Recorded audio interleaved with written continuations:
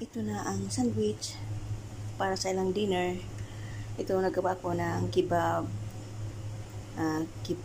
tortilla, and macaroni, ano ba yan, macaroni? And bet.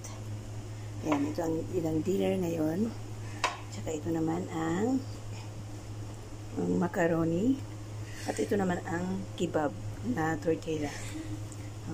Ngayon, i-serve na namin.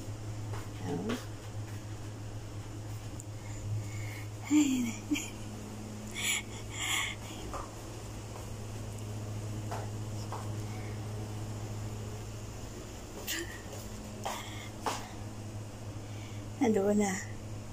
Natapos na-serve na namin. Kaya pasensya na kung hindi ko na ipasure lahat-lahat. Paano ang paggawa, ang pag-umpisa. Kaya pasensya na po. Ayan.